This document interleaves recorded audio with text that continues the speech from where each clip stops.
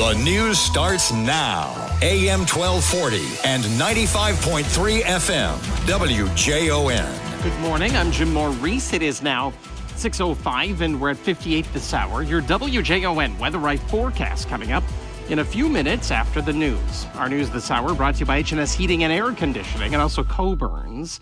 Neighboring Iowa reporting its first case of highly pathogenic avian influenza in a dairy herd. State and federal ag officials confirmed the virus in a dairy operation in northwest Iowa's O'Brien County, which is one county south of the Minnesota border. They haven't said how many animals are sick. Researchers found that a version of the virus detected on a nearby chicken farm is consistent with the variant identified in affected dairies in other states. Minnesota has not had a case in a dairy herd yet. A goat in Stevens County tested positive for HPAI in March.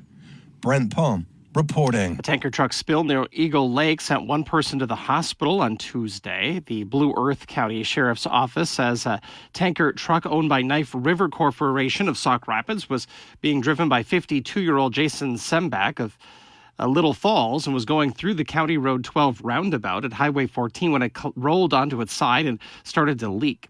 The Sheriff's Office says the liquid was identified as diluted calcium chloride, and hundreds of gallons leaked before efforts to contain the spill and turn the truck upright were successful. Sembach taken to the hospital with minor injuries. The environmental impact of the spill is expected to be minimal because of the chemical that was involved. Well, it's been over 6 months since Minnesota implemented a program extending driver's license privileges to all eligible residents, regardless of their immigration status.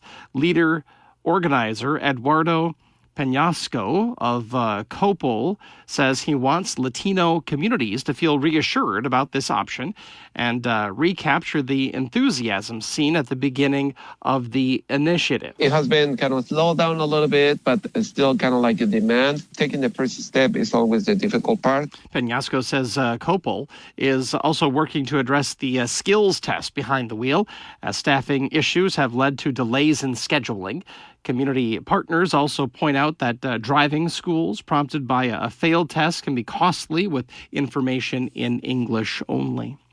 After months of dance practices and fundraising events, and all comes down to this coming Monday. That's the finale for the 8th annual Women's Fun Dancing with Our Stars event. Of course, I'm dancing, and I've chosen Quiet Oaks Hospice House as my charity.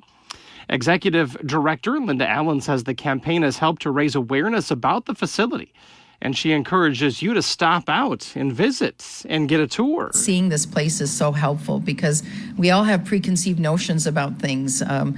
Sometimes people think Quiet Oaks is like a nursing home, but it's truly a home, and it's a home that creates special moments for individuals right up until the very end. So the focus is on the living, and yes, they come here, individuals come here on their final days, but we really try to create those special moments right to the very end. There is still time for you to make a donation to the Quiet Oaks campaign and help them win the event. There's a donation link on this story on the WJON mobile app. You can also drop off a donation at our front desk. There was a $50 bill sitting on my desk when I walked in this morning from listeners, so I appreciate that donation. The winning dancer gets an extra $15,000 for the charity that they've chosen. WJON News Time's coming up on 6:09. We're at 58 right now. News this hour brought to you by H&S Heating and Air Conditioning and also Coburn's. Your WJON Weather Eye forecast is on the way next. Mac. Percent clouded for Maine Prairie. Mix of clouds and sun today. Wind out of the northwest around 20 miles an hour. So a little blustery. Cool, too. Only 67 for a high. Tonight, a low of 50 under a clear sky. Wind northwest at 10 to 15.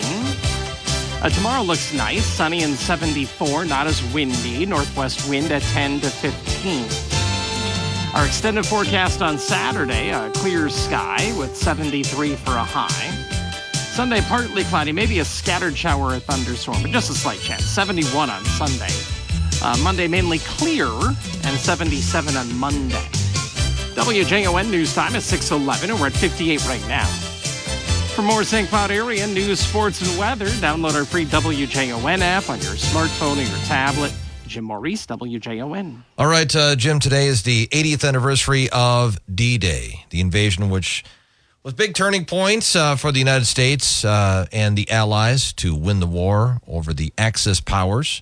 Let's see, how much do you know about World War II? Did you ever watch any history things? You're a big history guy. I am. I've watched a few things. Okay. All right. We'll see if you can recall some of this. So 2 nuclear bombs were dropped on Japan in 1945, bringing about the surrender of the Japanese forces and the end of the war in the Pacific Theater. In which 2 Japanese cities were they detonated? Hiroshima and Fujimi? Okinawa. It was Nagasaki. Nagasaki was the other one. Adolf Hitler predicted the war in his memoir published in 1925. What was that called? Mein Kampf. That's right. Which came first? VE Day, victory in Europe, or VJ Day, victory in Japan? VE Day. That's correct.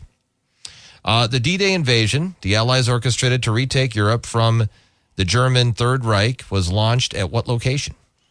Normandy. That's right. The nations involved in the war formed 2 opposing alliances. What were they called? I think I already mentioned it earlier. The Axis Alliance. The Axis Alliance and? I don't know. The Allies. Oh, just the Allies. Okay. Yeah. Okay. I think there's a board game called Axis and Allies that we have, and it takes way too long to play, so I've hardly ever played it. In what year did Germany invade Poland? 1929, 39, or 41? 39. 39 is right. The use of secret unbreakable codes was a behind-the-scenes strategy employed in wartime. One code language used by the U.S. Marines was borrowed from what Native American people? Ojibwe? It was the Navajo. Sure. After a bombing of Pearl Harbor, how long did it take Congress to approve President Roosevelt's request to declare war on Japan? 1 day? 1 day. That's it.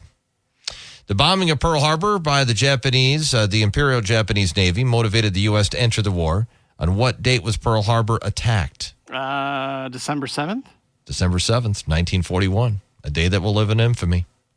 Some historians believe what contributing factor helped set the stage for World War II? Instability in Europe following World War I, class struggles in Europe and elsewhere, or widespread drought and the resulting famine in Europe? Class struggles. It was A, the instability in Europe following World War I. And one last one, the D-Day invasion, codenamed Operation Overlord, was considered a major turning point in favor of the Allies. What date did it occur? This date. That's right. June 6, 1944. Like, what's June today's 6, date? 1944. I know. You had to think about that. Yeah. World War II, anytime you watch anything on that, especially the documentaries, are kind of difficult but important, very significant in our U.S. history. It's a reason why we call them the greatest generation, the sacrifices those folks made. Oh, my gosh, Both yes. at home and, of course, on the war, but up front, but at home as well. So, Yeah. All right, Jim, what do you got coming up at 6:30? Monster trucks are coming to town. We'll tell you about that at the bottom of the hour. All right, Jim, thank you. 6:14, and we're at 59 degrees. Next, we got to look at what's happening in sports. Summer concerts, pool parties, chill nights under the stars. We're stocking up our closet so you're ready to look your best for all of it. At Plato's Closet in West Ashley and North Charleston, we're buying all things summer. So bring in your tees, tote bags, sandals, sunglasses, and more. We pay cash on the spot for gently loved name brand looks. Plato's Closet is the go-to destination for trend-forward teens and young adults who support local and shop sustainable. Visit Plato's Closet today. Plato's Closet, located in West Ashley on Sam Rittenberg Boulevard and North Charleston on Rivers Avenue.